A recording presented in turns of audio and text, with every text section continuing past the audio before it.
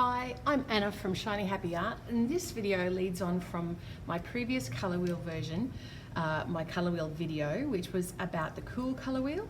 Today we're going to talk about the warm colour wheel. Okay, so once again I'm setting my plate up as a clock,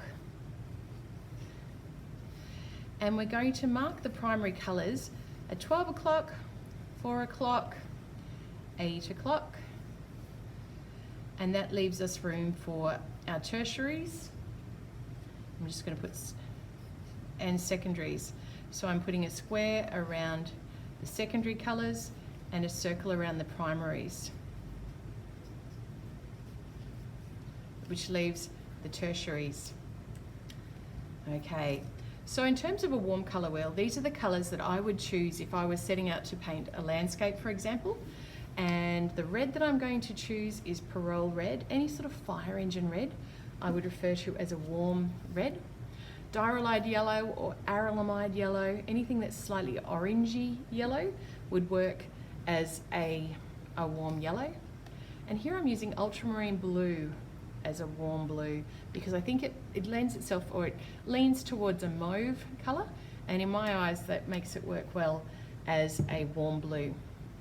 So using those three colours, this is the way I actually set it up on my palette as I paint as well. So I'm going to pop these three in 12 o'clock, 4 o'clock and 8 o'clock. Lovely ultramarine blue here on the colour wheel.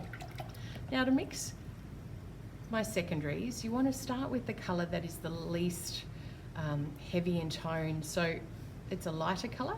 So I've started with the yellow and added the red. Now if I add some more red, I'll be able to make my red orange tone, a bit more orange in there. And if I add just a little bit of red to the yellow, I'll get yellow orange.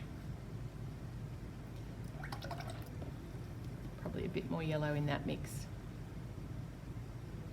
There we go, so a third of it's done already. Now coming down to this purple. Now with this red and blue, it's not going to give me a pretty purple, to be honest. So red and blue, it's almost going to be like a browny purple. I remember mixing that at school and thinking, yuck, that is awful, and going straight for a tube of purple because it really wasn't the bright, happy purple that I wanted. But you can get a bright, happy purple from a cool colour wheel, so using magenta instead of the red. Here I'm mixing my blue purple,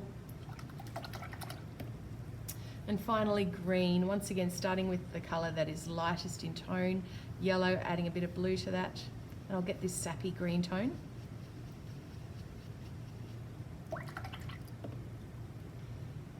Lots of yellow and a tiny bit of blue will give me a very yellow-green colour.